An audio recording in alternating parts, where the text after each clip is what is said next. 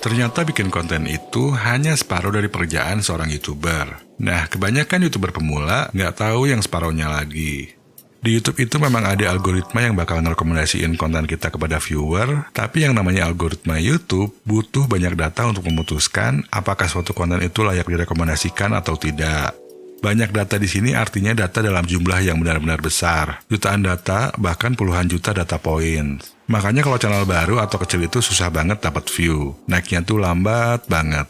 Biasanya terjadi karena algoritma YouTube belum punya data yang cukup tentang channel tersebut.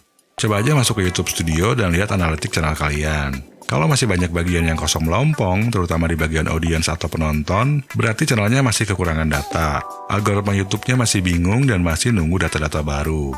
Jadi untuk berkembang di YouTube itu, jangan cuma mengandalkan algoritma.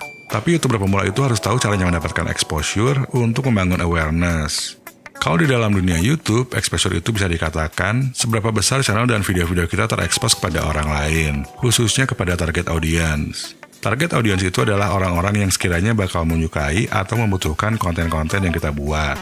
Kalau nggak punya target audience, kita bakal bingung mau bikin konten untuk siapa. Sedangkan kalau awareness adalah berapa banyak orang yang sadar akan keberadaan channel dan video-video kita. Tentunya untuk bisa mendapatkan awareness, kita harus cari exposure dulu. Dan kalau engagement atau interaksi yang diberikan cukup positif, awareness-nya pun bisa lebih cepat meningkat. Algoritma YouTube itu sebetulnya akan memberikan exposure dan awareness, cuma nggak bisa benar-benar kita kontrol. Sistem rekomendasinya kadang suka kurang akurat. Kalau kurang akurat, video bisa direkomendasikan kepada orang yang salah, dan engagement-nya malah nggak bagus. Akhirnya, video dianggap jelek sama algoritma, dan rekomendasinya dihentikan. Sistem rekomendasi YouTube itu bisa lebih akurat kalau data-data yang terkumpul sudah cukup banyak. Makanya kita jangan cuma ngandelin algoritma. Nah, gimana caranya cari kumpulan orang-orang yang bakal menyukai topik channel kita, dan bagaimana agar mereka mau nonton video kita tanpa dipaksa? Ada 5 strategi dan siasat yang bisa kita jalankan. Nanti kalian cukup pilih beberapa strategi yang paling cocok dengan channel kalian. Nggak perlu semuanya. Strategi yang pertama yang mungkin sudah kalian ketahui adalah melalui sosial media. Cuma yang sering terjadi, banyak yang cari exposure di medsos itu pakai cara yang salah. Udah capek-capek posting di medsos, tapi hasilnya nihil atau nol besar. Platform medsos itu kan ada banyak. Nah, yang pertama dilakukan adalah riset dulu beberapa medsos untuk menemukan yang paling cocok untuk channel teman-teman. Nah, yang dilihat adalah akun-akun niche yang topiknya sama atau mirip dengan channel kalian, dan followersnya sudah lumayan banyak. Teman-teman juga bisa cari akun medsos YouTuber besar yang topik channelnya sama dengan teman-teman. Karena followers mereka kemungkinan besar bakal suka dengan topik channel teman-teman. Kalau sudah nemu beberapa, cek dulu aktivitas masing-masing akun dengan melihat beberapa postingan terbarunya. Kalau sering posting dan engagement-nya bagus, banyak yang like dan komen, nah berarti disitulah tempat target audiens channel kalian berkumpul. Kalau di suatu platform nemu banyak akun yang sesuai target, berarti bisa cari exposure di platform tersebut. Tapi kalau nggak nemu atau dikit banget, lebih baik platform tersebut diabaikan saja. Nah, langkah selanjutnya, persenjatai bio kalian. Tulis bio yang simpel tapi menarik, dengan avatar yang bisa menarik perhatian target audiens teman-teman. Terus pasang link ke YouTube channel kalian, atau link video terbaru dari channel kalian. Tapi jangan cuma sekedar pasang link doang, tambahin juga call to action atau ajakan yang menarik. Misalnya kalau punya channel komedi, bisa nulis kayak gini. Kalau punya channel masak, contohnya bisa kayak gini. Terus baru di bawahnya pasang link ke channel atau ke video. Pakai emoji panah atau jari telunjuk supaya lebih jelas. Kalian juga bisa pakai aplikasi seperti Linktree kalau perlu pasang beberapa link sekaligus. Saya nggak akan jelasin soal Linktree, tapi nanti kalian bisa cari tutorialnya di YouTube atau googling. Nah, untuk dapat exposure di medsos itu rumusnya NB plus SP plus OC, sama dengan exposure tinggi. NB itu niat baik, dalam kata lain, posting konten yang bermanfaat. Manfaat yang dimaksud bisa mengedukasi atau menghibur, tergantung dari topik channel dan target audiens channel teman-teman. Untuk SP ini adalah sering posting, bagusnya bisa posting tiap hari, kalau bisa posting 3 kali sehari.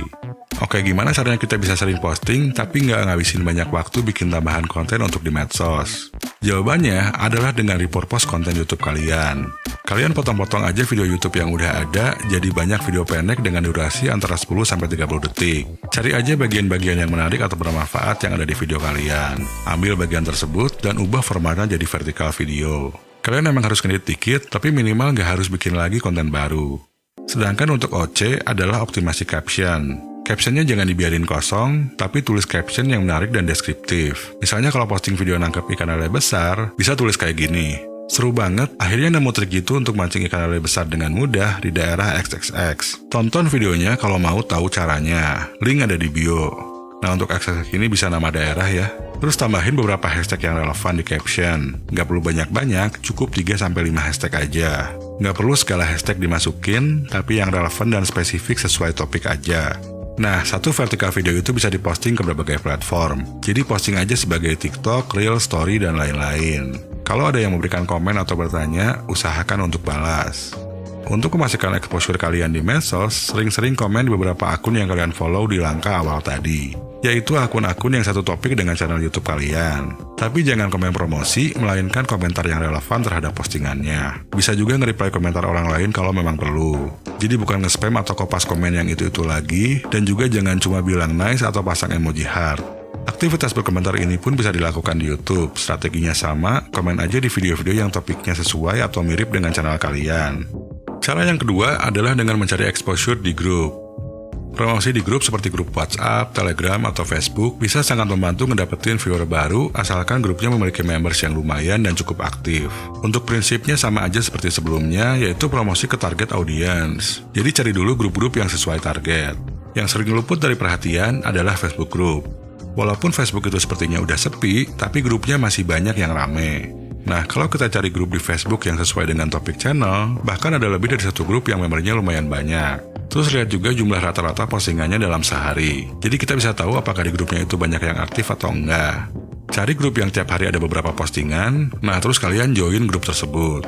Saat masuk grup, pastikan baca dulu aturan mainnya, karena pada umumnya kita nggak boleh promosi secara langsung di grup. Kalau dilanggar, nanti bisa-bisa kita di-ban. Jadi strateginya adalah dengan menjadi member aktif di grup tersebut.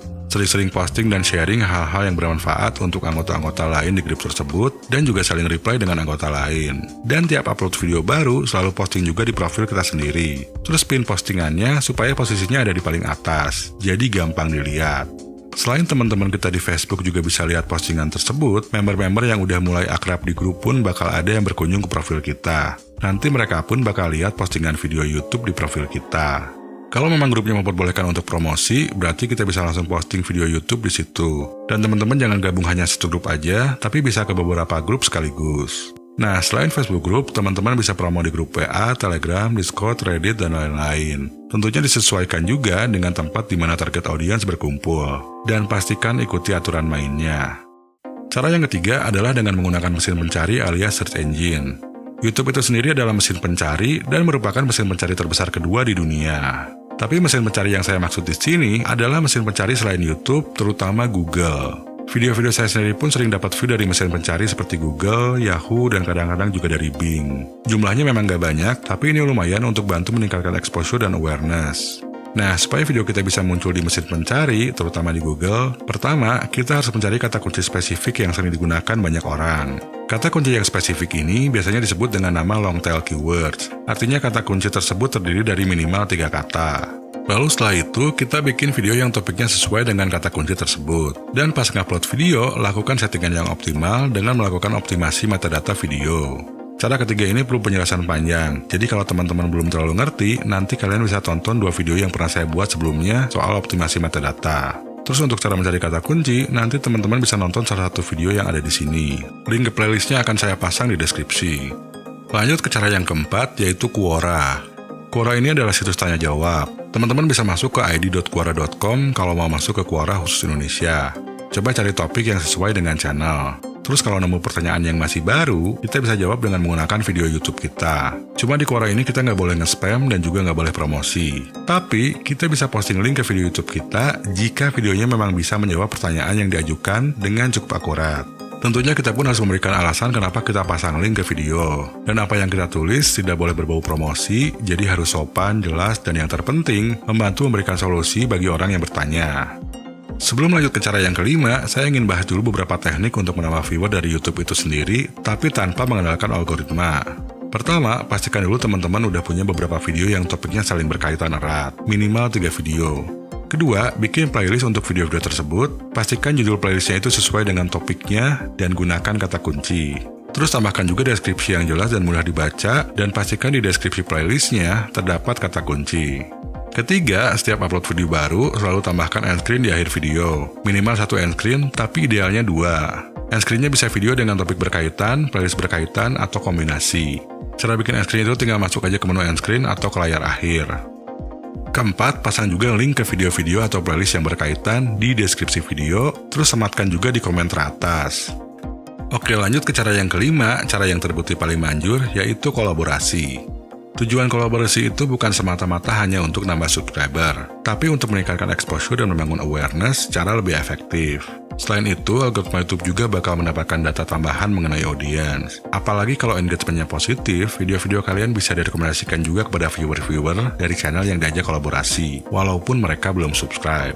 Nanti yang namanya subscribe lama-lama bakal ngikutin kalau memang kita konsisten bikin video-video yang berhasil merebut perhatian mereka. Jadi cari dulu beberapa channel yang akan menjadi target kolaborasi. Channelnya harus memiliki topik yang sama atau mirip, dan jumlah subscriber channel tersebut setidaknya mendekati jumlah subscriber kalian. Tapi kalau agak jauh lebih kecil, nantinya malah jadi kurang terekspos. Dan kalau terlalu besar, biasanya akan susah diajak kolaborasi. Channel-channel besar itu biasanya mereka nggak mau collab sama channel yang jauh lebih kecil. Jadi lebih baik fokus aja dengan channel-channel yang setara. Coba subscribe dan tonton dulu video dari channel-channel yang akan diajak collab, supaya bisa lebih tahu soal mereka. Kalau memang videonya bagus, tinggalkan komentar yang bersahabat di video mereka. Nah, setelah itu, cari kontak mereka, entah Instagram atau email, terus coba kontak mereka dan berkenalan. Kalau responsnya positif, coba ajak untuk kolaborasi. Dan yang namanya collab itu nggak harus selalu kopdar. Kalau beda kota, ya bisa collab lewat Zoom. Saat collab, minta agar channel kita disebutkan dan ditulis di video mereka. Terus minta juga channel kita agar dituliskan di judul atau deskripsi video mereka. Pastikan teman-teman juga melakukan hal yang sama terhadap channel yang diajak collab. Jadi saling menguntungkan satu sama lain.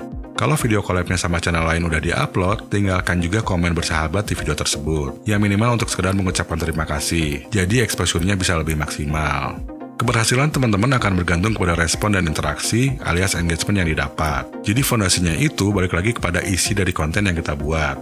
Tiap upload video baru di YouTube itu, jangan terlalu fokus dulu sama jumlah view, tapi sama retensi penonton, durasi tonton rata-rata, dan pertumbuhan jam tayang. Nah, buat teman-teman yang mau tahu formula cara bikin video yang ditonton viewer, alias video yang bisa mendapatkan retensi tinggi, lanjutkan nonton video yang ini. Buat yang mau tahu cara algoritma YouTube bekerja, bisa lanjutkan nonton video yang ini.